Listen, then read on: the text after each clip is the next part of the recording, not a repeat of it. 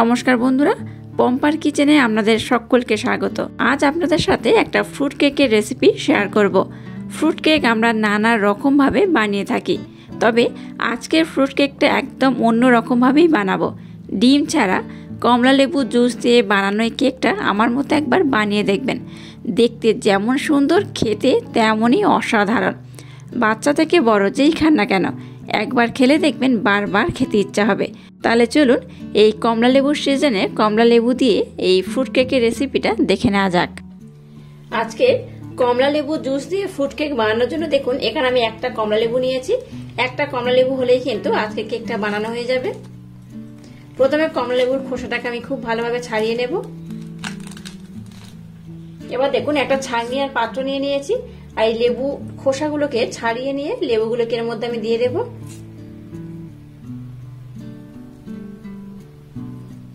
এবার কমলা লেবু থেকে জুসটাকে কিন্তু এইভাবে আমি বার করে নেব। একটা ছাঁকনির উপরে এই কুশিগুলোকে রেখে এইভাবে কিন্তু একটু হাত দিয়ে ভালোভাবে মেখে নিলেই দেখবেন কমলা লেবুর জুসটা খুব সহজে পাওয়া হয়ে যাবে। আপনারা চাইলে কিন্তু ব্লেন্ডারে দিতে পারেন, তবে ব্লেন্ডারে দিলে কি হয়, এই দানাগুলো থাকে, তো তার জন্য কিন্তু ছাঁকনির মাধ্যমে খুব সহজে বার করতে পারেন, আর খুব সহজে কিন্তু বার হয়ে যায় এই কমলা লেবুর জুসটা। দেখুন একটা কমলা লেবু থেকে বেশ অনেকটাই জুস পাওয়া গেছে। এই জুসটুকু হলেই কিন্তু আজকে আমার কেকটা একদম রেডি হয়ে যাবে। এবার দেখুন এখানে আমি বেশ অনেক রকম ড্রাই ফ্রুট নিয়েছি আমসত্ত্ব, নিয়েছি মোরব্বা, কিশমিশ, টুটি ফুটি 3 রকম কালার নিয়েছি চেরি ফল, আর নিয়েছি কাজু বাদাম। আপনারা চাইলে কম বেশি করে কিন্তু এই ড্রাই ফ্রুট গুলো ব্যবহার করতে পারেন। এবার দেখুন এখান থেকে আমি কিছু ড্রাই ফ্রুট এই লেবুর রসের মধ্যে আমি দিয়ে দেবো। লেবু যে জুসটা আমি বানিয়ে নিলাম তার মধ্যে দিয়ে দেবো, আর কিছুটা আমি রেখে দেবো, সেটা পরে ব্যবহার করব। সমস্ত ড্রাই ফ্রুট কিছুটা করে আমি এই জুসটার মধ্যে দিয়ে দিলাম। এবার এই লেবুর জুসের সাথে সমস্ত ড্রাই ফ্রুটকে আমি খুব ভালোভাবে মিক্স করে নেব। নিয়ে এটাকে আমি 5 মিনিটের জন্য রেস্টে রেখে দেব। এবার কেকের ব্যাটার বানানোর জন্য আমি এখানে একটা কাঁচের পাত্র নিয়েছি, আর তার মধ্যে দেখুন এই বাটির মাপ করে আমি 1 বাটি দুধ নিয়ে নিয়েছি। দিয়ে দেবো এখানে ছোট্ট বাটির 1 বাটি তেল, প্রায় 2 থেকে 3 চামচের মতো সাদা তেল এখানে ব্যবহার করলাম। আর দেখুন যে বাটির মাপ করে আমি দুধ নিয়েছি সেই বাটির মাপ করে হাফ বাটি আমি নলেন গুড় দিয়ে দিলাম। আচ্ছা, এখানে দুধটা কিন্তু রুম টেম্পারেচারে রাখলে যেরকম দুধ হয় সেই রকম দুধ আমি ব্যবহার করলাম, গরম দুধ ব্যবহার করলাম না, নর্মাল রুম টেম্পারেচারে রাখা দুধ হলেই হবে। এবার একটা ব্লেন্ডারের মাধ্যমে এটাকে আমি খুব ভালোভাবে প্রথমে ব্লেন্ড করে নেব। এই 3টে মিশ্রণটাকে যত ভালোভাবে ব্লেন্ড করবেন কেকটা কিন্তু ততটাই ভালো হবে। তো যাই হোক, এই সমস্ত উপকরণ দিয়ে এটাকে আমি 5 থেকে 10 মিনিট খুব ভালোভাবে কিন্তু ব্লেন্ড করে নেব। দেখুন সমস্ত উপকরণ আমি 10 মিনিট ধরে খুব ভালোভাবে ব্লেন্ড করে নিয়েছি। এবার এই বাটির মাপ করে আমি এখানে 2 বাটি ময়দা দিয়ে দেব। আবার এখানে 1 বাটি ময়দা আমি দিয়ে দিলাম।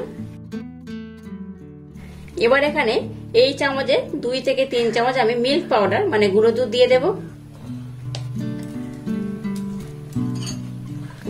এবার সমস্ত উপকরণ খুব ভালোভাবে ব্লেন্ডারের মাধ্যমে আমি মিক্স করে নেব। দেখুন সমস্ত উপকরণ খুব ভালোভাবে আমি ব্লেন্ড করে নিয়েছি।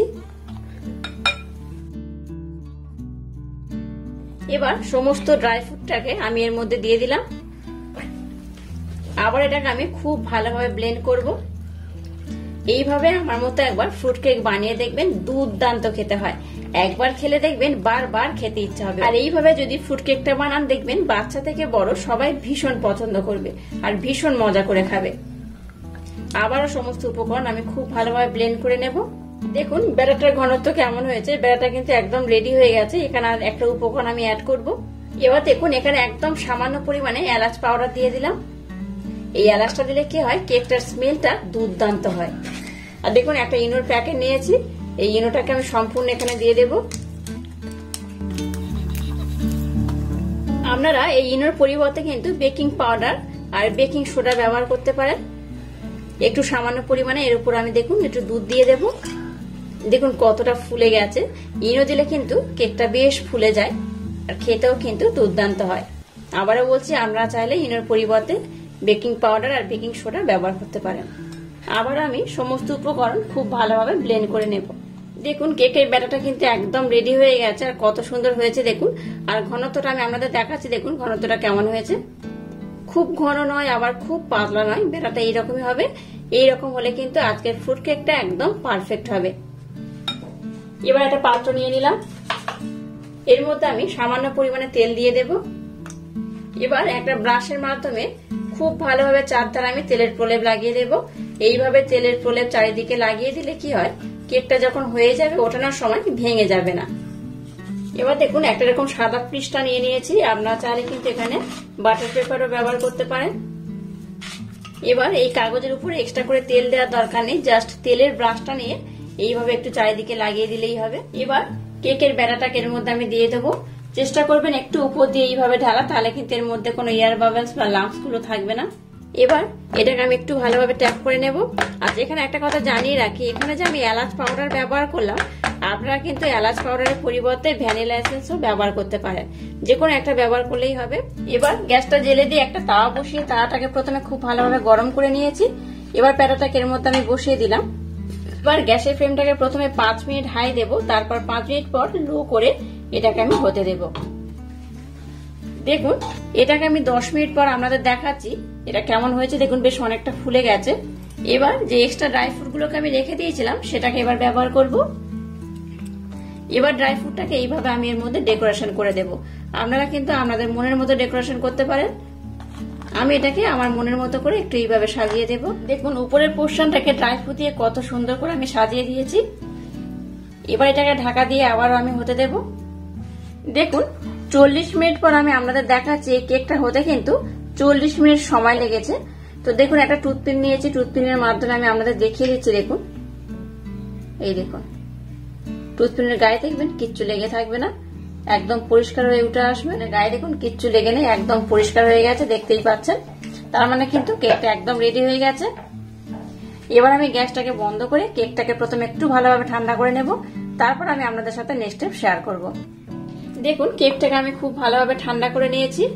এবার একটা প্লেট নিয়ে নিলাম, প্লেটটা এইভাবে উপরে দিয়ে দেব। তারপর এটাকে উল্টে একটু ট্যাপ করবেন, দেখবেন খুব সহজে কিন্তু এটা পাত্রের মধ্যে উঠে আসবে।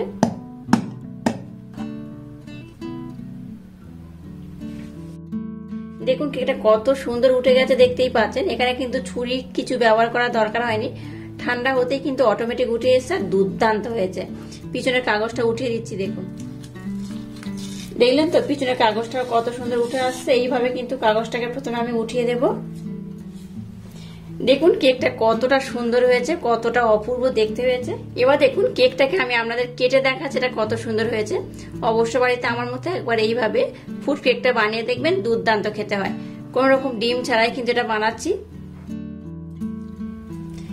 দেখুন কেকটা কতটা সুন্দর, কতটা নরম, কতটা স্পঞ্জি হয়েছে, অসম্ভব সুন্দর কেক হয়েছে।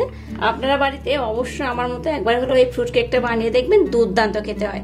আর দেখতে হয়েছে কত সুন্দর, দেখতেই পাচ্ছেন। বাচ্চা থেকে বড় সবাই কিন্তু ভীষণই পছন্দ করবে। আর আজকের এই ফ্রুট কেকের রেসিপি যদি আপনাদের ভালো লাগে তাহলে চ্যানেলটাকে লাইক, শেয়ার, কমেন্ট এবং সাবস্ক্রাইব করবেন, আর পাশে থাকা বেল আইকনটা প্রেস করে দেবেন। তাহলে টাটা, আবার দেখা হচ্ছে নতুন কোনো রেসিপি নিয়ে।